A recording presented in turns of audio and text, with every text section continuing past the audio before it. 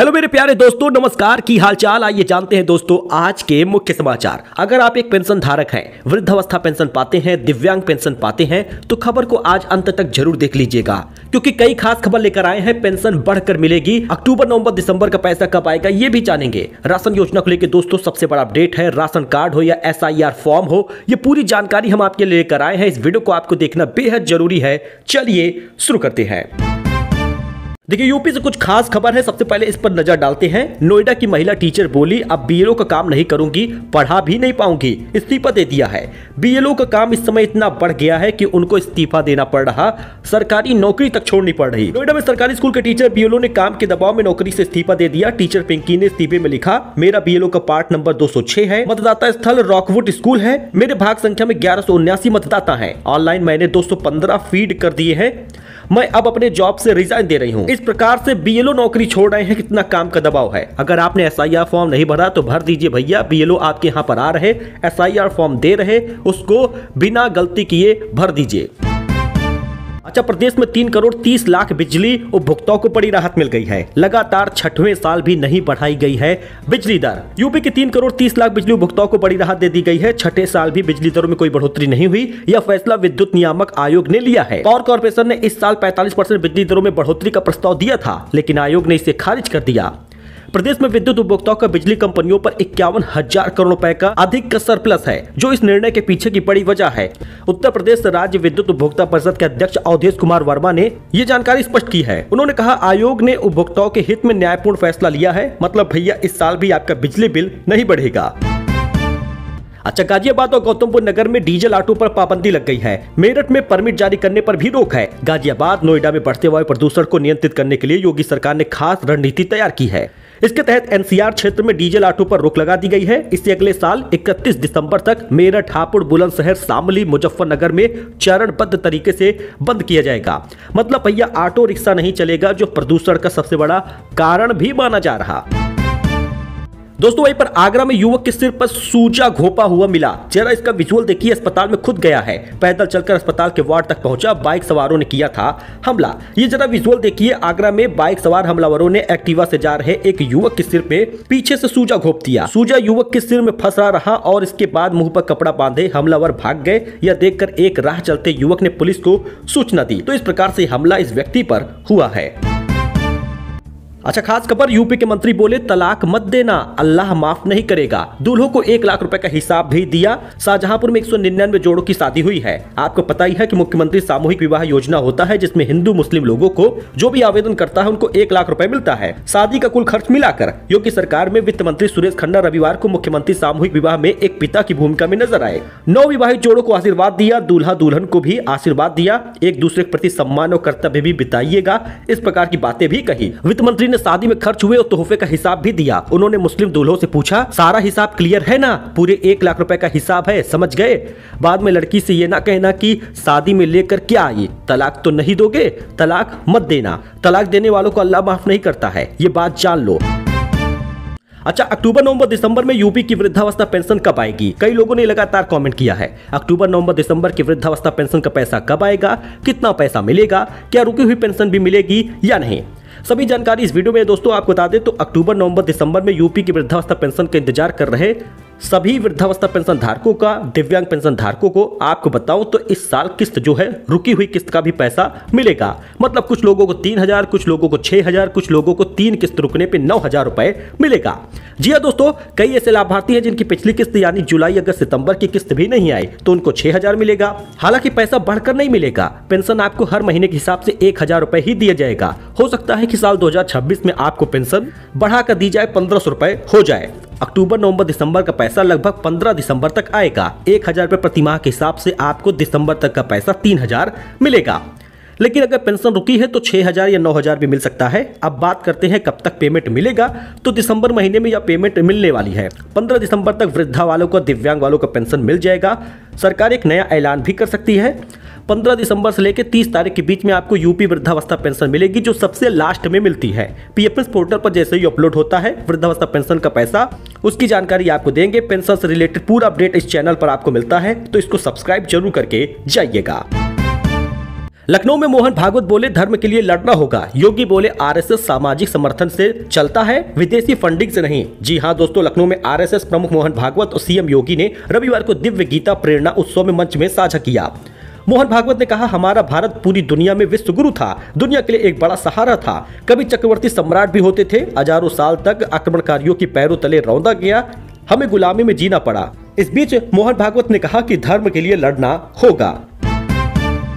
CMO भागकर toilet में छिप गए, पुलिस ढकेलते हुए लेके गई है। बिजनौर में प्राइवेट क्लिनिक में पकड़े गए, महिला आयोग ने मारा था छापा।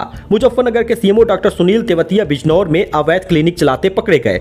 महिला आयोग की सदस्य संगीता जैन ने पुलिस के साथ उनके क्लिनिक पर छापा मारा। पुलिस जैसे ही उनके कैबिन में दाखिल हुई, डॉक्टर ने खुद को टॉयलेट में बंद कर लिया। पुलिस दरवाजा खटखटाती रही, लेकिन डॉक्टर ने कुंडी नहीं खोली। 5 मिनट बाद जब फोर्स ने दरवाजा तोड़ने की धमकी दी, तब डॉक्टर कांपते हुए बाहर निकले। तब पुलिस ढकेलते हुए उन्हें कैबिन के अंदर लेकर गई।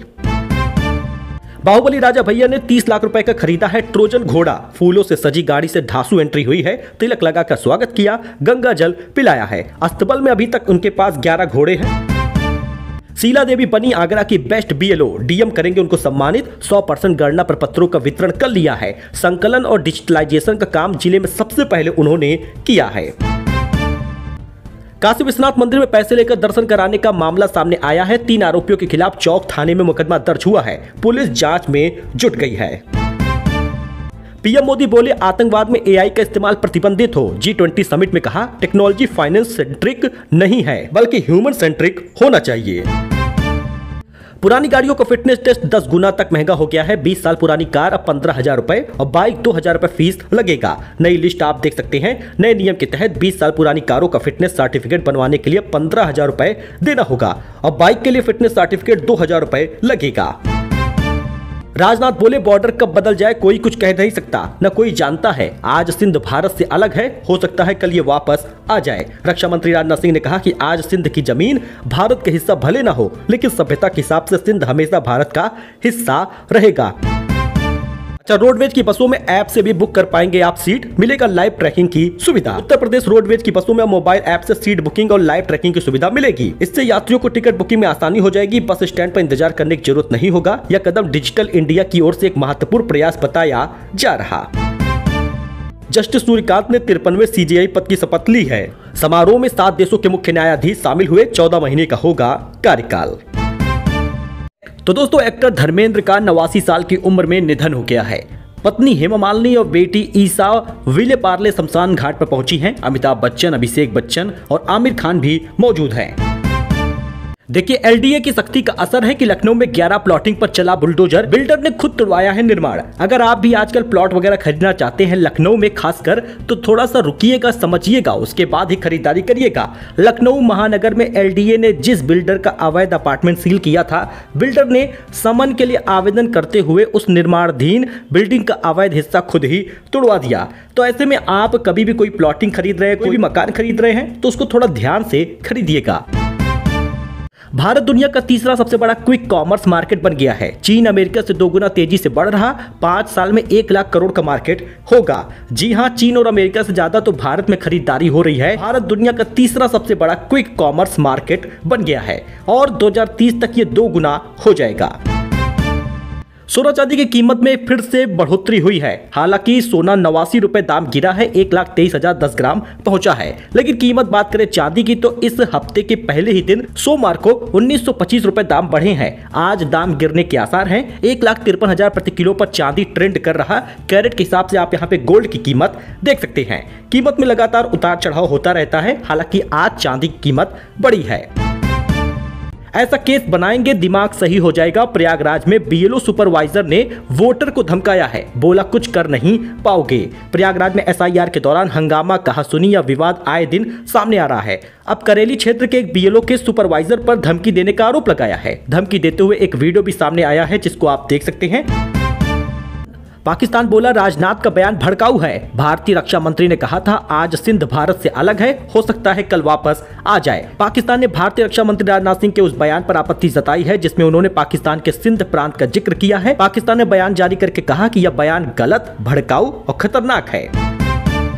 बढ़ते टैक्स के कारण steel king Lakshmi Mittal Britain छोड़ेंगे। वे ब्रिटेन के 8वें सबसे अमीर व्यक्ति हैं। दुबई में शिफ्ट होने की उनकी तैयारी है। दुनिया के दूसरे सबसे बड़ी स्टील कंपनी आर्सेलर मित्तल के मालिक और ब्रिटेन के टॉप अरबपतियों में शामिल लक्ष्मी मित्तल ब्रिटेन छोड़ रहे हैं। अच्छा, वाराणसी में मंडप पे ही दुल्हन ने शादी से इनकार कर दिया। पिता के अपमान को देख गुस्सा गई। लड़के वालों ने दहेज में 25,000 कम होने पर हंगामा किया था। वाराणसी में एक शादी के मौके पर ऐसा बवाल हुआ कि पूरा समारोह चर्चा का विषय बन गया। खूबसूरती से सजाए गए लॉन में मंडप तैयार था। मेहमानों की भीड़ थी। दुल्हन स्टेज पर जयमाल के लिए सजी धजी पहुंच चुकी थी, लेकिन बाद में कुछ ऐसा ही हुआ कि उसके बाद दुल्हन ने शादी से मना कर दिया। अच्छा दोस्तों, राम मंदिर को एटीएस और एनएसजी कमांडोज ने घेर लिया है। हेलीकॉप्टर से निगरानी होगी। 1000 क्विंटल फूलों से सजाया गया है। आज पीएम मोदी धर्म ध्वजा फहराएंगे। अयोध्या में राम मंदिर पर धर्म ध्वज फहराने की तैयारियां जोरों पर है। आपको बताते चले कि 1000 क्विंटल फूलों से इसको सजाया गया है। धर्म ध्वज जन्मभूमि पहुंच चुकी है। मंगलवार को पीएम मोदी आज के दिन 191 फीट ऊंचे शिखर पर पहली बार ध्वजा फहराएंगे। दोस्तों, ये उत्तर प्रदेश की कुछ खास खबर थी, नई जानकारी थी, लेटेस्ट न्यूज था। आई होप कि आपको ये पसंद आया हो। लाइक करें, सब्सक्राइब करें, हमारे साथ जुड़े। फिलहाल के लिए इतना ही। धन्यवाद।